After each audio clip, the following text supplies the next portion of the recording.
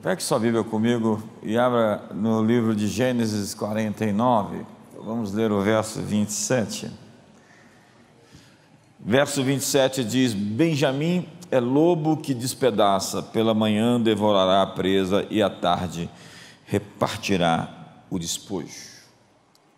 É engraçado como Jacó vai falar dos seus filhos e usar uma linguagem metafórica, por vezes usando animais.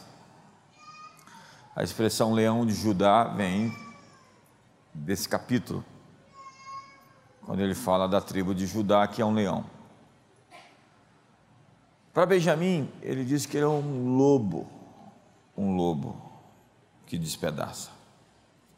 Na cultura judaica, acreditava que a voz de um pai tinha poder para conferir destino aos seus filhos. Um pai podia legalizar a herança de um filho por uma bênção verbal. Era uma declaração. Daí a briga de Jacó e de Esaú por uma bênção verbal. Uma declaração. Era um decreto do pai sobre seus filhos. O destino, então, era liberado pela voz da paternidade. Jacó tinha experimentado isso com Isaac e agora está fazendo com cada um dos seus filhos nesse capítulo. Você pode ler em casa. Ele vai dar destino aos seus filhos por decretos proféticos. E ele diz sobre Benjamim que ele é um lobo que despedaça e que de manhã ele despedaça e à tarde reparte a sua presa. O destino de Benjamim, então, no seu DNA estava escrito que ele seria um guerreiro, um valente, um lobo predador. Pela manhã um guerreiro e à tarde um repartidor. Ele é alguém que opera então em dois tempos. Há um tempo de ser o lobo que despedaça e o tempo de ser um filantropo, um repartidor. Benjamim é um lobo predador. Ele despedaça a presa, é aquele que não toma somente para si, mas que reparte com os outros. Em Gênesis 35, a Bíblia diz como foi o nascimento de Benjamim. Depois que partiram de Betel, diz a Bíblia, e faltando ainda um trecho pequeno para chegar até Efrata, deu à luz Raquel um filho, cujo nascimento lhe fora penoso. Quando ela estava nas dores de parto, disse à parteira: não temas, pois ainda terás esse filho. Então Raquel, ao sair-lhe a alma, porque morreu, chamou-lhe ao filho Benoni. Mas seu pai chamou-o de Benjamim. Raquel chamou seu filho de filho da minha dor. A experiência traumática dela de morte estava sendo transferida como um emblema, um rótulo, um estigma sobre a sua descendência. O nome do menino seria o filho do sofrimento. Mas Jacó correu rápido, vendo o que estava acontecendo, e a paternidade redefiniu o destino de Benoni para Benjamim. Temos então aqui a voz de um pai redimindo o chamado de seu filho. A voz de um pai redefine os termos e desata o destino profético de Benjamim. A cultura judaica e se você for ver, os nomes têm muita importância nessa cultura e na Bíblia, tanto que Deus troca o nome de Abrão para Abraão, de Sarai para Sara, Jesus troca o nome de Cefas, que se torna Pedro, que era Simão, os Boanerges são chamados assim, que são os filhos do trovão. Deus está trocando, mudando o nome das pessoas, para redefinir as chamadas delas, porque nomes carregam decretos proféticos. Então, é preciso encontrar a voz da paternidade. Veja o que diz em 1 Samuel capítulo 4, vamos ler a Bíblia, você não está lendo muito a Bíblia, nós vamos ler nessa manhã. Estando sua nora, a mulher de Finéias, grávida, e próximo parto, ouvindo estas novas, de que a arca de Deus fora tomada e de que seu sogro e seu marido morreram, encurvou-se e deu à luz, por quantas dores lhe sobrevieram. E na hora em que ia morrendo, disseram as mulheres que estavam com ela: não temas, pois tiveste um filho. Ela, porém, não respondeu, nem deu atenção a isso, e chamou ao menino de Icabô, dizendo: de Israel se foi a glória, porque fora tomada a arca de Deus, e por causa de seu sogro e de seu marido. E disse: de Israel se foi a glória, pois é tomada a arca de Deus.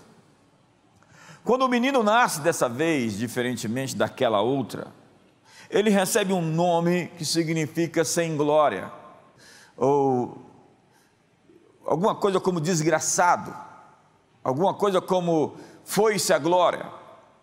Agora, naquele momento do nascimento, não tem nenhum pai para protestar. Uma nação entrou em desgraça, porque não existia uma voz paterna. Aquele pai, Finéias, havia se prostituído debaixo do ministério de seu pai Eli, com as mulheres, e estava enfiando a mão nas ofertas do templo. E ele foi para a guerra e morreu. E o seu filho nasceu com um estigma, e toda uma geração entrou em desgraça. Quantos meninos estão vindo a este mundo sem um nome, sem uma direção, sem uma profecia, sem um decreto, porque seus pais, assim como Finéias, se envolveram com prostituição sagrada. São playboys ou metrosexuais, só se importam consigo. Veja o que acontece. Mais um exemplo para a gente entender o meu ponto, depois eu começo a pregar. Lucas capítulo 1 vai falar sobre o nascimento de João o Batista.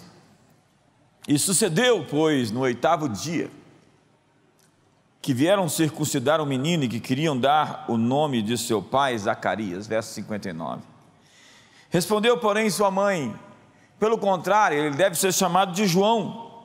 Eles queriam dar o nome de João como Zacarias, e a mãe protestou. Ao que disseram: não há ninguém na tua parentela que se chame por este nome. E perguntaram por acenos ao pai, como se queria que se chamasse, pedindo ele uma tabuinha, escreveu: seu nome é João. E todos se admiravam. Imediatamente sua boca se lhe abriu e a língua se lhe soltou, louvando a Deus. Então veio o temor sobre todos os seus vizinhos e sobre toda a região montanhosa da Judéia. Foram divulgadas todas essas coisas, e todos os que dela souberam as guardavam no coração, dizendo: o que virá a ser então esse menino? Pois a mão do Senhor estava com ele. Você conhece o contexto. Zacarias recebeu a visitação, e sua mulher Isabel, foi anunciado o nascimento de João Batista, e ele duvidou, e para que essa dúvida não se expressasse por meio de palavras, ele ficou mudo até que o menino nasceu. E foi quando o nome do menino foi dado que ele começou a falar outra vez. Entenda que João significa Deus mostrou o seu favor. É isso que significa João. Deus é gracioso, ou Deus é misericordioso, ou Deus está mostrando a sua graça. O nome define uma identidade. O nome encerra uma identidade.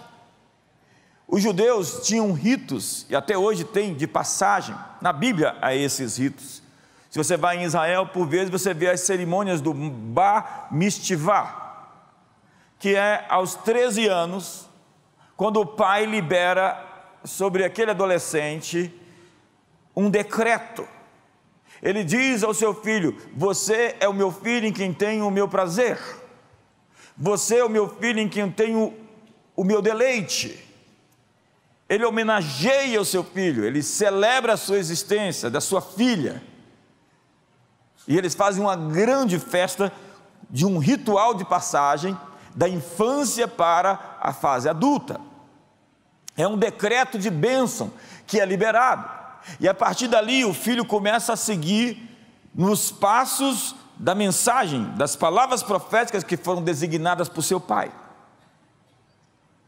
Jesus, antes de começar a fazer o que foi chamado, ele foi batizado nas águas por João o Batista, e uma voz do céu disse para ele: você é o meu filho, em quem tenho o meu deleite, você é o meu filho, em quem tenho o meu prazer.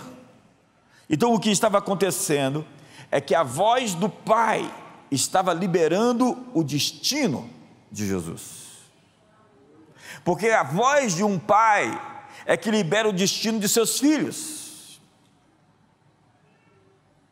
A voz de um pai pode quebrar as maldições declaradas sobre a vida de um menino, de uma menina. A voz de um pai tem autoridade para intervir na história de seus filhos. O grito de um pai vai romper com as suas derrotas. Mas nós falamos tanto de paternidade hoje, e há tantos órfãos, eu vejo tantos garotos, jovens pregadores falando sobre orfandade, e eu pergunto: a quem que eles estão ligados? Há um buraco, um vazio tão grande nessa rapaziada, e eles estão pregando sobre orfandade, e eles mesmos são órfãos.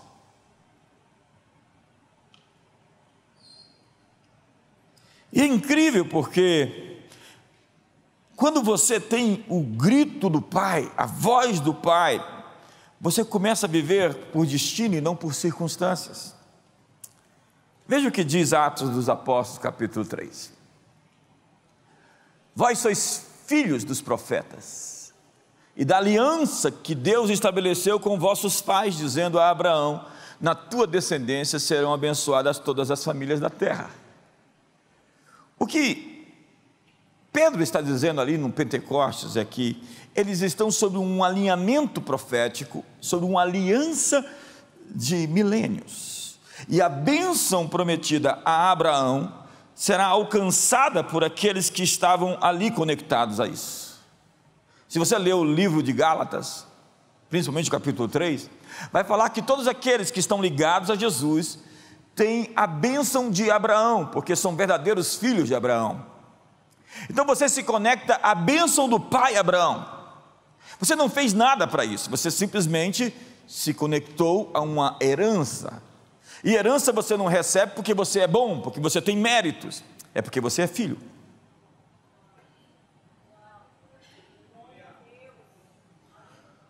Agora a herança é dada pelos pais aos filhos. No Brasil colonial, se assim podemos chamá-lo, né? Estão reescrevendo isso, nós tínhamos peões e fidalgos, que eram julgados no pelourinho, que eram os tribunais, não os fidalgos, apenas os peões. Peão era a designação de um homem que não tinha um cavalo para servir o rei. Os fidalgos eram filhos de algo, filhos de alguém. Se você pega a Bíblia, Pedro é filho de Jonas, Simão, filho de Jonas, Simão Bar Jonas. Bartimeu é filho de Timeu. Davi é filho de Jessé. Toda designação que se refere à identidade de alguém fala sobre sua filiação. de quem ele é filho, de qual casa pertence. Aquele lugar, ou aquela família, dá identidade a um homem, e ele recebe a herança a partir daquela casa ou dessa família. Você vai ter a herança de uma casa, se você for filho dessa casa. Forte isso. Mas há hoje no mundo muitos homeless, muitos que se definem como cristãos, mas são sem teto. Eles não têm herança, eles não têm participação do que acontece no corpo, porque eles não honram uma casa, eles não pertencem a uma casa, eles não são de uma dinastia. Eu tenho dito que Deus escolheu Abraão por ser um pai, e é isso que a Bíblia diz lá em Gênesis 18. Eu escolhi Abraão porque ele vai mostrar às futuras gerações a minha aliança. Deus está à procura de pais e de mães, empresários que sejam simplesmente pais e não simplesmente aqueles que querem ganhar dinheiro e ficar ricos, políticos que legislam como pais de uma nação e não simplesmente como alguém que quer se aproveitar. Deus está à procura de pais, Deus está à procura de mães, mas hoje eu quero lhe dizer que Deus procura por filhos, porque há muitos que não aprenderam a ser filhos e por isso nunca vão ser pais. Antes de aprender a ser pai, tem que aprender a ser filho. Há muitos que frequentam essa igreja que não são filhos dessa casa, porque eles não têm compromisso nenhum com ela, de nenhuma ordem, eles são meros frequentadores. E quando tem um problema, eles dizem: vou arrumar uma outra casa. É preciso ter um lugar para pertencer, para chamar de seu, porque quando você encontra o seu povo, você encontrou o seu destino.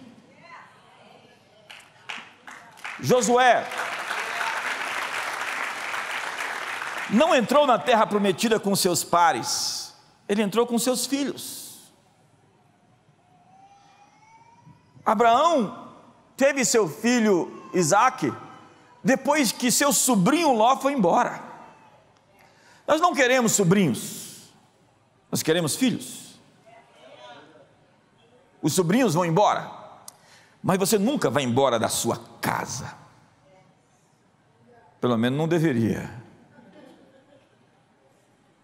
Deus disse a Elias: unge Eliseu, profeta, no teu lugar. E Eliseu passou anos seguindo de perto Elias, e Elias não era um sujeito fácil. Ele era um dos filhos dos profetas. Até aquele momento Eliseu jamais perdeu Elias de vista, e Elias provoca ele: fica aqui que eu vou para ali. Tão certo como vive o Senhor, não te deixarei. A herança nesses tempos bíblicos era dividida pelo número de irmãos em uma família,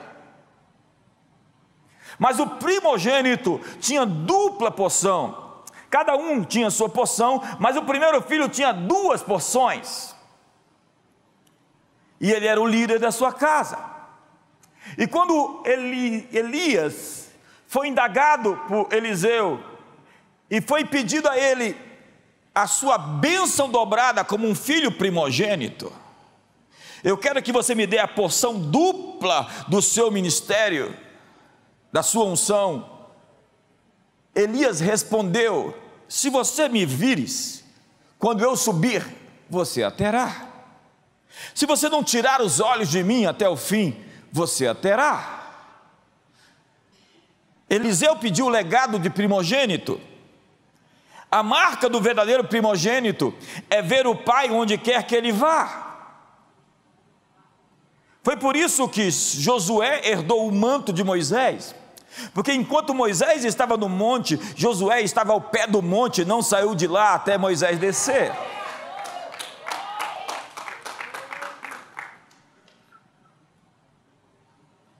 ter o alinhamento correto com a visão do líder te faz herdar o manto do líder. Quando você me vir subir, se você assim conseguir, você vai obter. E quando Eliseu viu, ele disse: meu pai,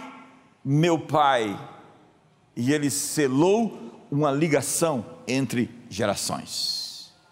Aquilo que estava sobre Elias passou para uma nova geração.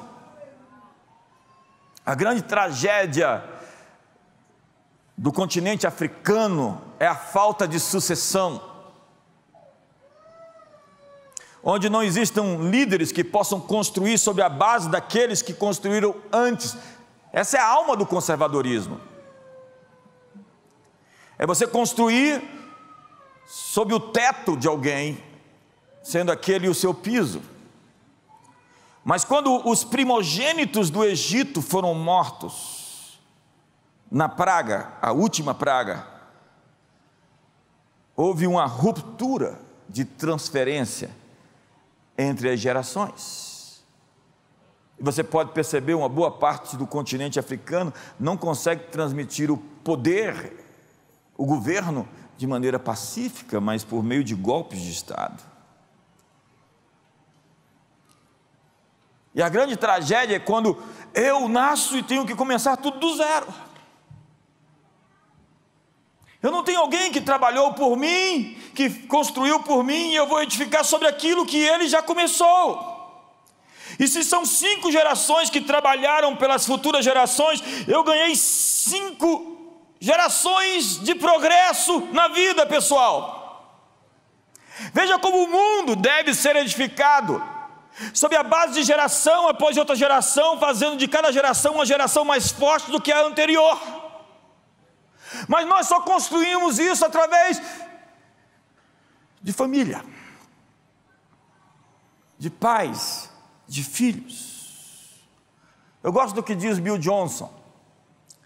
Ele diz: as pessoas chegam a mim e me procuram com uma visão que eles têm, mas eu não estou interessado na visão deles até que eles conheçam a minha visão.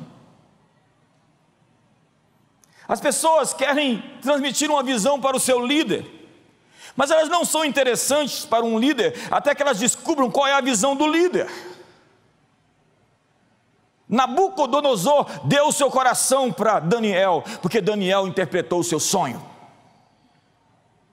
José era chamado de pai de Faraó, porque José conhecia o sonho do seu líder. Ele influenciava em 360 graus, a liderança, segundo John Maxwell, em que você lidera obviamente para baixo, os seus liderados, os seus pares, e você lidera até para cima, influenciando as pessoas que estão acima de você. E é isso que um verdadeiro filho faz. Ele entra no radar do seu pai e muda a sua agenda. Nós falamos de paternidade, então vamos falar essa manhã de ser filhos, de ter compromisso com a casa, de oferecer sacrifícios por essa casa. Então Bill Johnson diz: eles precisam primeiro conhecer a minha visão, porque cada nova geração deve receber as promessas das gerações anteriores através de seus pais. É isso que está na Bíblia. O Senhor teu Deus te introduzirá na terra que teus pais possuíram, e a possuirás, e te farás bem, e te multiplicará mais do que a teus pais. Diga para o seu irmão: mais do que a teus pais. Ei, você será maior do que os seus pais.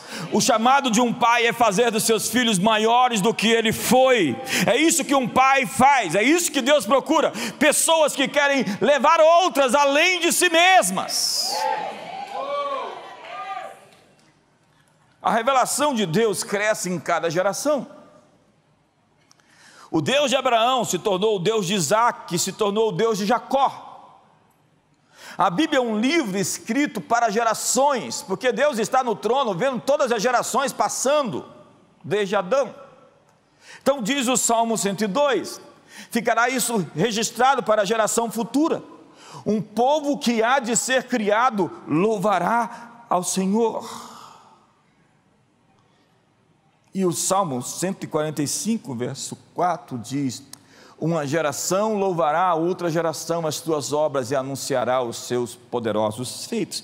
Esse é o plano de Deus, que a aliança, o bastão se passe de geração em geração, que os seus filhos não tenham que lutar as guerras que você lutou e venceu,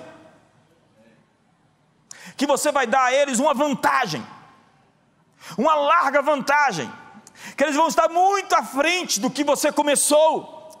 É isso que um pai deve fazer, dar vantagem aos seus filhos. Eu estou aqui por conta sua, eu estou aqui por causa de você, eu estou aqui trabalhando pelos meus netos, eu quero ver a minha linhagem, a minha descendência, o meu DNA se eternizando em filhos poderosos.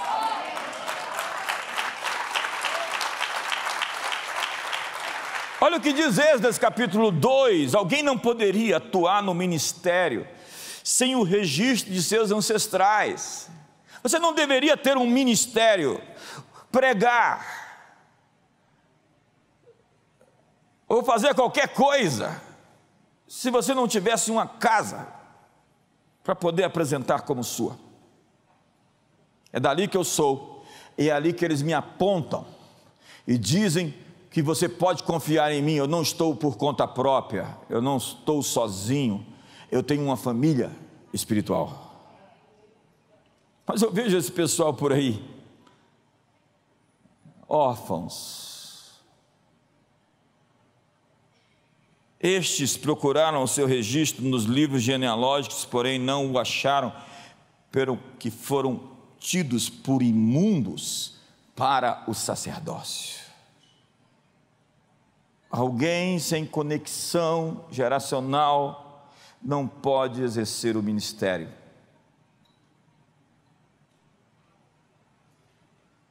Para cada geração herdar o legado da outra, deve haver conexão, e se não entendermos esse relacionamento entre as gerações, nós barramos o fluxo entre elas. Honrar seus pais é um alinhamento para uma bênção durável. Por isso ninguém poderia subir nessa plataforma se não tem um relacionamento mínimo com seu pai, com a sua mãe, de respeito, de consideração.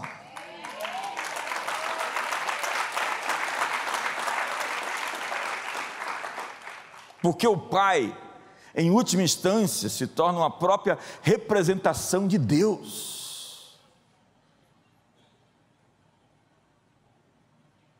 A honra é o canal por onde a bênção passa, por onde a herança chega. Tem pessoas sem herança, porque não tem família. Quanto se perde hoje pela desonra? A única forma de receber o legado de Deus é pela ligação pai e filho. Quando nós nascemos de novo, somos parte da família e podemos fazer parte da herança. E é necessário nascer na família para fazer parte da herança. Nosso legado deve ser tratado com respeito e com honra. Esaú era o primogênito, e ele tinha direito a 2 partes da herança. Ele desprezou sua herança por conta de um prato de lentilhas. Ele vendeu seu direito de primogenitura. Nabote, diz a Bíblia, não quis vender para Jezabel e Acabe a sua vinha, porque era herança dos pais, e herança dos pais era algo muito sagrado para ser vendido.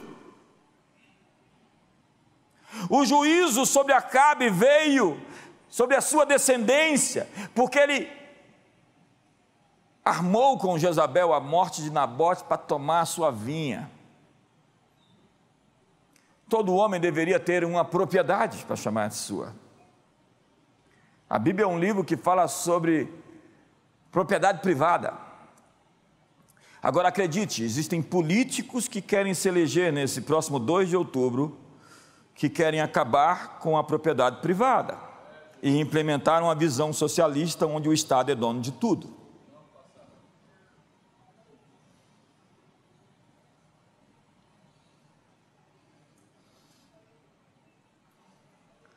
A sentença de quem destrói o legado, no caso de Acabe, é ter seu próprio legado destruído. Essas pessoas não deixarão legado. Esses políticos não vão vingar.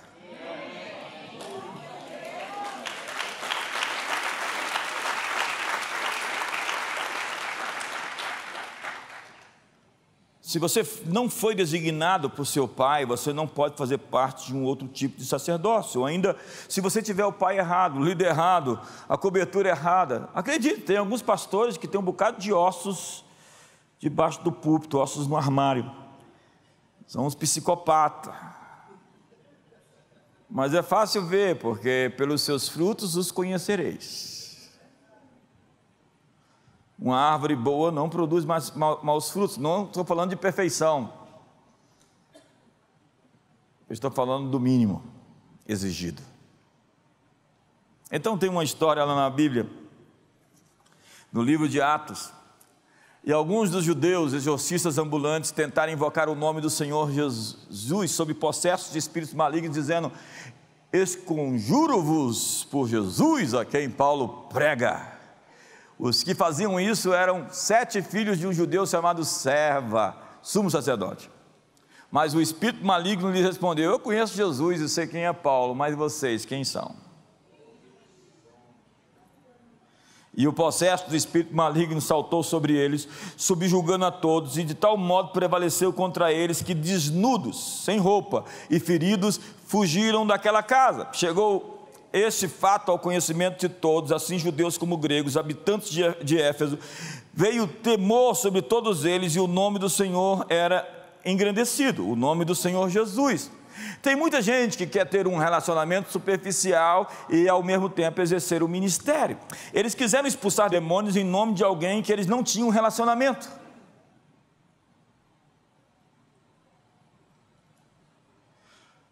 Eles queriam a influência de alguém sem estar próximo.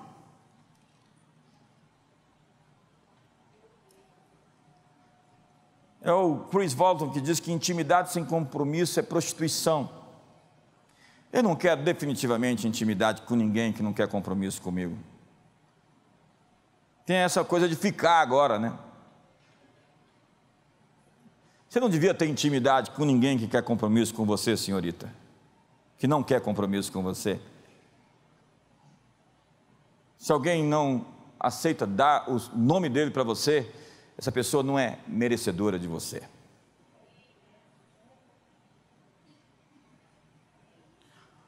E o diabo conhece quem não tem legitimidade no ministério, que até mesmo apesar de estar frequente, não está conectado, ligado à casa. E por causa disso é que alguns sofrem tantas perdas. A Bíblia diz que os demônios os despiram, e na linguagem bíblica, vestes é cobertura. E aqui a gente diz: você pode estar sem cobertura, e sem cobertura você sofre muito mais do que devia. Onde está a sua legitimidade? Não significa que você vai passar incólume a tudo, significa no mínimo que você tem um teto de proteção. Então, Juízes 17, essa mensagem é longa, e vocês estão muito calados hoje. Verso 6. Esse é o retrato de alguns desigrejados. Olha, naqueles dias não havia rei em Israel, cada qual fazia o que achava mais correto. Cada um faz o que acha certo. E havia então um moço de Belém de Judá, da tribo de Judá, que era levita e se demorava ali. Esse homem partiu da cidade de Belém de Judá para ficar onde melhor lhe parecesse. Seguindo, pois, o seu caminho, chegou à região montanhosa de Efraim, até a casa de Mica. Perguntou-lhe Mica: de onde vens? Ele lhe respondeu: sou levita de Belém de Judá, e vou ficar onde melhor me parecer. Então lhe disse Mica: fica comigo e sê-me por pai e sacerdote, e cada ano lhe darei 10 ciclos de prata, o vestuário e o sustento. O levita entrou e consentiu em ficar com aquele homem, e o moço lhe foi como um de seus filhos. Consagrou Mica o moço levita, e lhe passou a ser sacerdote, e ficou em casa de Mica. Então disse Mica: sei agora que o Senhor me fará bem, porquanto tenho um levita por sacerdote.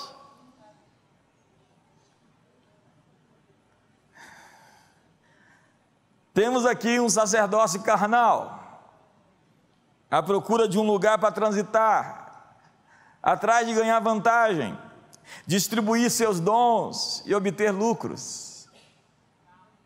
Um sacerdócio contratado, alimentado e vestido na casa de Mica, um fantoche, que ele chamava de líder, um mercenário que não resistiria à primeira proposta por ganhos melhores.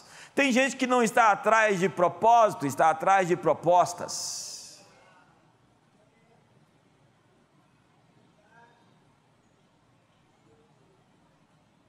Então diz a Bíblia: porém subindo 5 homens que foram espiar a terra, entraram e apanharam a imagem de escultura, a estola sacerdotal, os ídolos do lar e a imagem de fundição, ficando o sacerdote em pé à entrada da porta com os 600 homens que estavam armados com armas de guerra. Eles lhe disseram: cala-te, põe a mão na boca e vem conosco e ser-nos por pai e sacerdote. Ser-te-á melhor seres sacerdotes da casa de um só homem do que seres sacerdote de uma tribo e de uma família em Israel.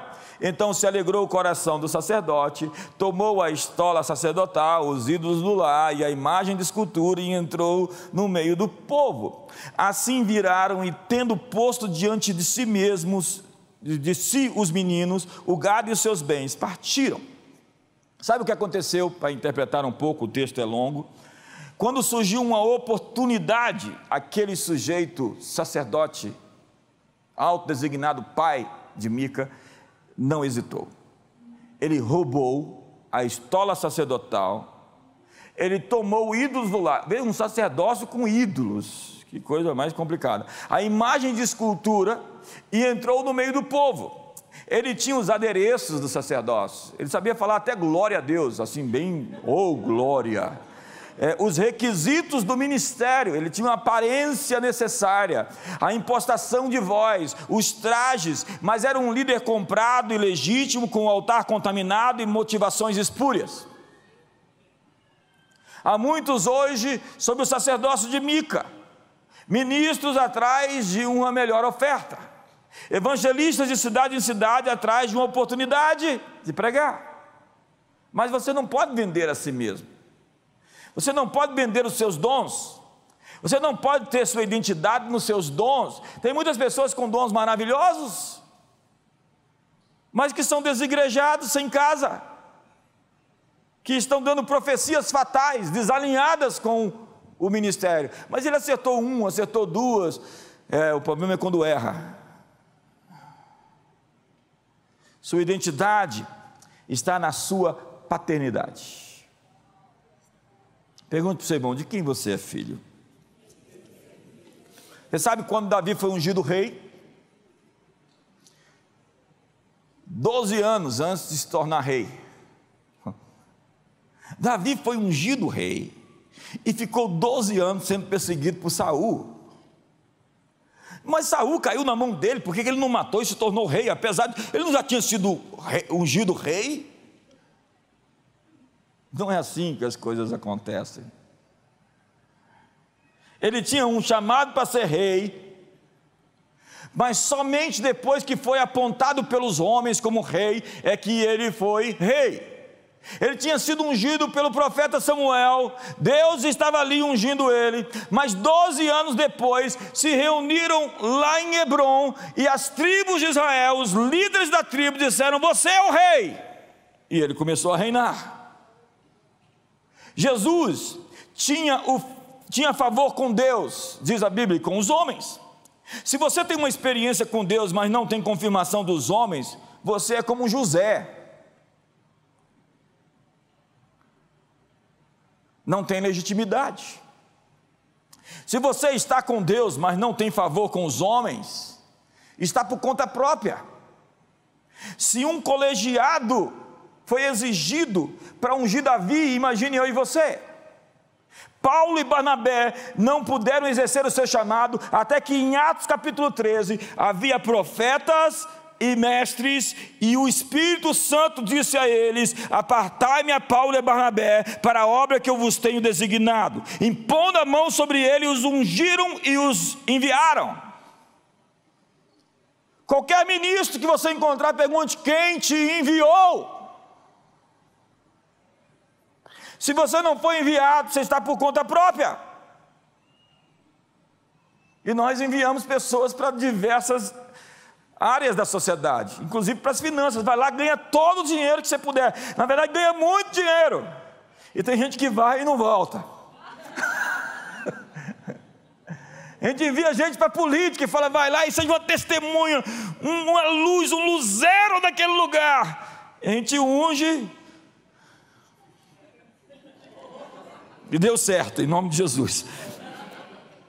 Davi já era ungido, mas não foi confirmado enquanto não foi reconhecido pelos líderes de Israel. Mas meu pastor é Jesus. Morre logo, vai para o céu logo. Vai para o céu, se seu pastor é Jesus. Você precisa de uma casa, um lugar para pertencer, líderes que te apontem e possam dizer: este aqui é recomendado. Se não tem ninguém para te recomendar, você está por conta própria, porque até Jesus precisou de João o Batista para o recomendar. E quando foi questionado: com que autoridade faz essas coisas? O batismo de João é de Deus ou dos homens? Quando é questionado sobre a sua autoridade, ele fala de João o Batista.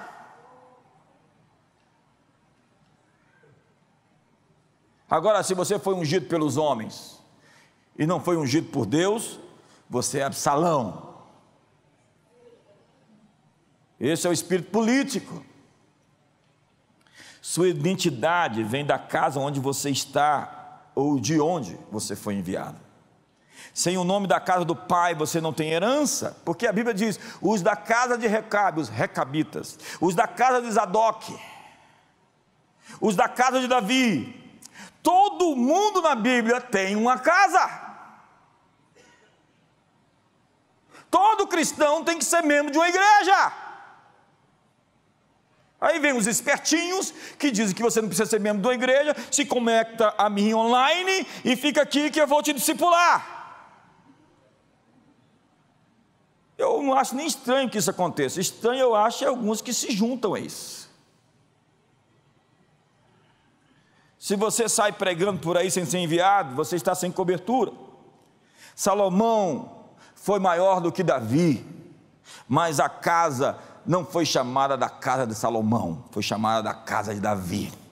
Eliseu foi maior do que Elias, mas Elias continuou sendo o pai. Você pode ser maior no ministério, você pode edificar coisas extraordinárias nesse mundo, mas você tem que ser chamado por um nome de uma casa, de um líder que Deus confirma. Jesus disse: eu não sou maior do que meu pai. Um profeta precisa de um lugar para chamar de seu, e que ele não vai trocar por nenhuma proposta.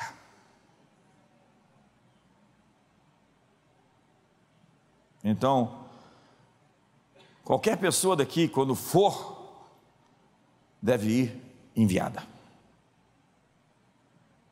E agora eu vou terminar.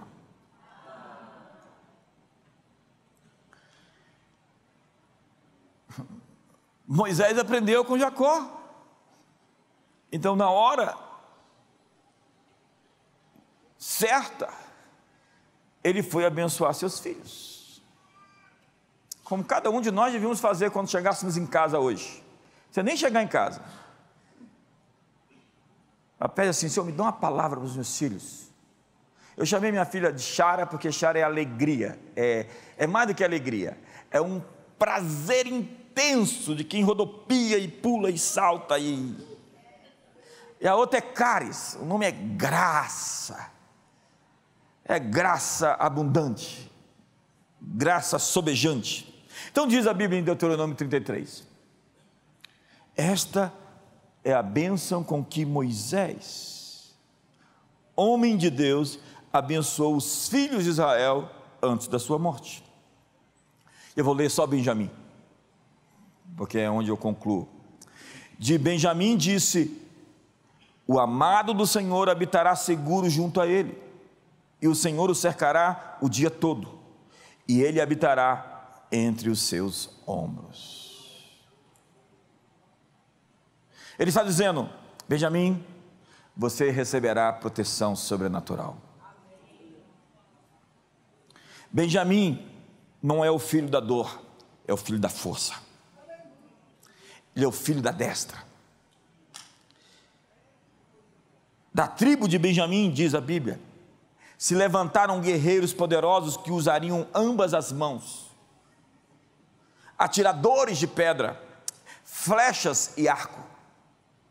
Em 1 Crônicas 12, verso 2, diz a Bíblia: eles eram arqueiros e usavam tanto a mão direita como a da esquerda em atirar pedras com fundas e em disparar flechas com o arco. Eram dos irmãos de Saul, benjamitas. Sabe, provavelmente Davi fez um curso com eles, que diz a Bíblia que eles atingiam alvos à distância. A propósito, eu ouvi alguém dizendo essa semana que Davi era o azarão, o underdog na luta contra Golias. Não era. Golias era grande, mas Davi era rápido. E uma funda não era um estilingue. A gente pega um estilingue e coloca Davi com... Isso é uma ofensa. Depois de 6 giros com aquela funda, aquela pedra assume uma velocidade do tipo um revólver. E como eles atiravam a 100 metros de distância, com precisão, Davi entrou ali com a confiança de que ia acertar a testa no lugar certinho. E foi isso que ele fez. E quando a pedra encravou na testa de Golias, ele correu e pegou a arma do inimigo e matou o inimigo com a sua própria arma. Diga para o seu irmão: você vai matar o inimigo com as suas próprias armas.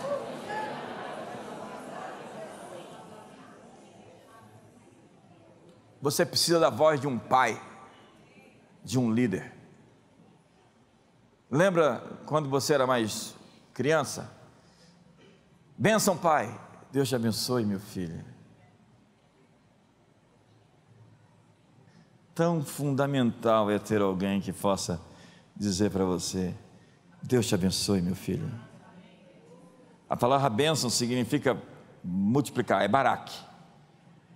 É multiplicar. O Senhor vos aumente cada vez mais a vocês e aos seus filhos. Salmo 115, 14. Procure seus líderes para receber uma bênção. Você sabe o que Esaú fez? Brigou por uma bênção. Não tinha nenhum registro no cartório. Mais importante do que um selo do cartório é uma bênção verbal do seu líder.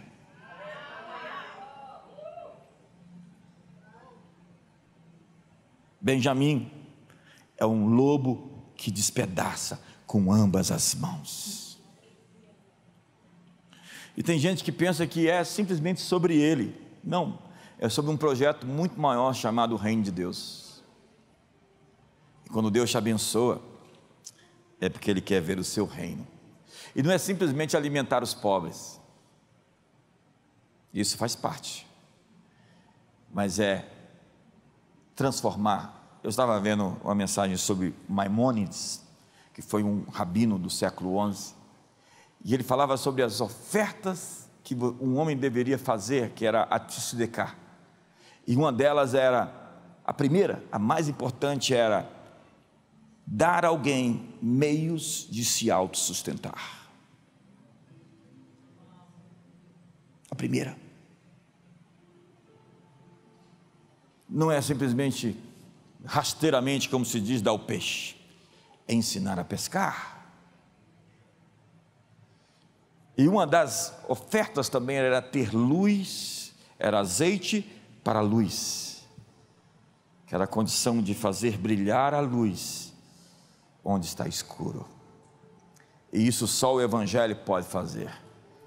E você deveria se comprometer com a grande comissão de Jesus, se você é um filho de Deus, de levar a luz que está aqui ao redor do mundo.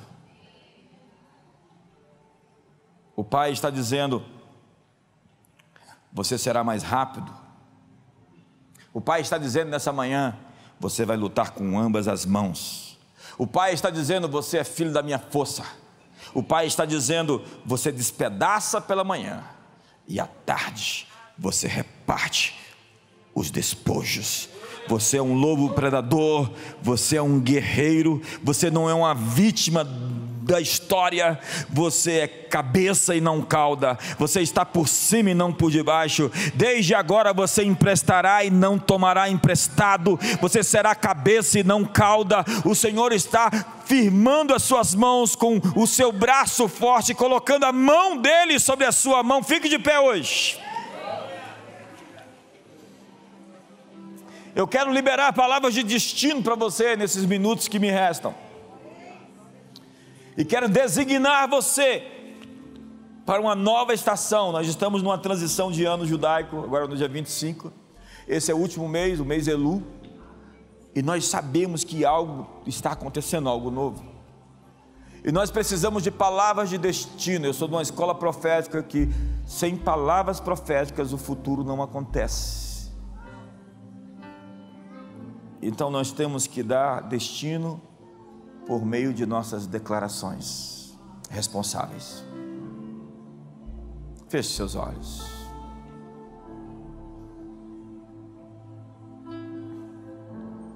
Feche seus olhos. Você consegue fechar seus olhos? Órfãos são solitários. Eles não obedecem ordens mínimas. Eles não têm limites, né? Eles extrapolam. Mas hoje eu ouvi dizer: rebele-se contra a rebelião. Se você não consegue obedecer ordens simples, horários, limites, você não pode ter o grande, o maior. Antes de querer ser pai, aprenda a ser filho. Há pessoas nesse ministério, muitos anos, que ainda não são de fato filhos. Eles são independentes, estão por conta própria, nunca se submeteram ou se alinharam à unção que desce da cabeça. Não são fiéis em seus recursos, não aprenderam a celebrar e a honrar uns aos outros. Mas eu não quero ser negativo nessa hora. Eu quero chamar o coração do pai para se converter ao filho, e o coração do filho ao seu pai. Esse é o manto de Elias. Deus está dizendo: eu quero reconectar você à sua liderança, conectar você ao seu chefe, ainda que ele seja um autocrata, ainda que ele seja um endemoniado. A Bíblia diz: honre o seu patrão e faça o seu trabalho como se estivesse fazendo para Deus, porque Ele vê, e Ele recompensa você quando ninguém está vendo. Então faça tudo que você puder com todas as suas forças, dê o seu melhor, porque Deus está olhando para você. Davi estava cantando para os pássaros, cantando para os céus, fazendo salmos no deserto. E Deus olhou aquele menino fiel e falou: vou dar uma plataforma para ele no palácio. Então ele saiu do deserto e foi cantar para Saul. Mas Saul ficou endemoniado, pegou uma lança, jogou nele, e se ele fosse alguns crentes que eu conheço, ia pegar a lança na parede e ia matar Saul. Mas ele não, saiu correndo e foi embora e fugiu. Durante 12 anos ele esperou o seu tempo, e o seu tempo chegou. Eu vim aqui para dizer para você que está esperando há muito tempo: o seu tempo chegou. Eu vim aqui dizer a você: persevere mais um pouco, porque a resposta está vindo. Deus está trazendo a sua colheita. Eu vejo uma vasta colheita sobre o Brasil. Eu vejo uma vasta colheita sobre a igreja brasileira. Eu vejo um avivamento acontecendo no mundo, com brasileiros invadindo nações. Eu vejo pessoas sendo comissionadas por uma comunidade das nações para os países do mundo, a fim de incendiar as nações com o fogo do Espírito Santo, não por força nem por violência, mas pelo meu Espírito. Então seja capacitado, seja ungido, seja revestido pertença à casa. Seja, tem gente que chega para mim e fala assim: a tua igreja. Eu pensei que era a nossa igreja, eu pensei que era a nossa casa, eu pensei que era a nossa família. Então levante as suas mãos hoje e simplesmente se posicione em alinhamento, porque a unção desce da cabeça, da barba, pela orla do vestido. A unção vem sobre aqueles que estão alinhados ao corpo. A unção vem sobre a cabeça, sobre a barba, sobre a orla dos vestidos, como o orvalho do Hermon sobre os montes de Sião. Desce esse rio até o Mar Morto. Nós liberamos hoje o rio de Deus fluido.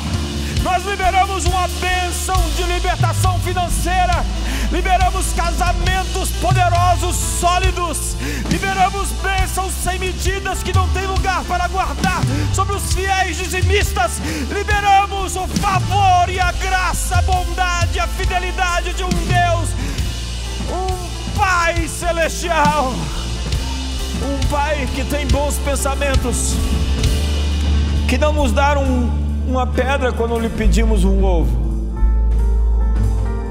não nos dá um escorpião quando lhe pedimos um pão. Se vocês são pais humanos com defeitos, e vocês amam dar coisas boas aos seus filhos, o Pai Celestial está dizendo: o que você pensa que eu estou planejando fazer com você nesse mundo? Eu é quem sei que pensamentos tenho ao vosso respeito, pensamentos de paz e não de mal, para vos dar um futuro e uma esperança. Eu declaro sobre você um futuro novo, uma glória nova, um poder novo, uma unção nova, uma graça nova, um revestimento novo, coisas novas Deus está fazendo, está restaurando o quebrado, está restituindo o que foi perdido, trazendo de volta o que foi roubado. Simplesmente eu abençoo você nessa manhã, abençoo essa semana, abençoo esse mês de setembro. Brasil, olha para cima, você é uma terra abençoada, você é uma terra de profetas, de apóstolos que irão às nações. Você é o celeiro do mundo. Eu abençoo o Brasil e o Distrito Federal. Eu abençoo os filhos da comunidade das nações, conectados por juntas, por articulações, para fazer um serviço, a obra, o chamado, a vocação e o propósito. Você não é o filho da dor, você não é o filho do sofrimento, do desgaste, da dívida, da doença, da maldição. Assim diz o Senhor para você: você é o filho da minha força, o filho da minha destra. Você vai lutar com ambas as mãos. Eu estou adestrando você para a batalha. Eu estou confirmando a obra das suas mãos. Bendito seja o Senhor, minha rocha, que adestra as minhas mãos para a peleja e os meus dedos para a guerra. Que o amor de Deus, a graça de Jesus, a comunhão do Espírito Santo seja sobre todos. Um ótimo dia.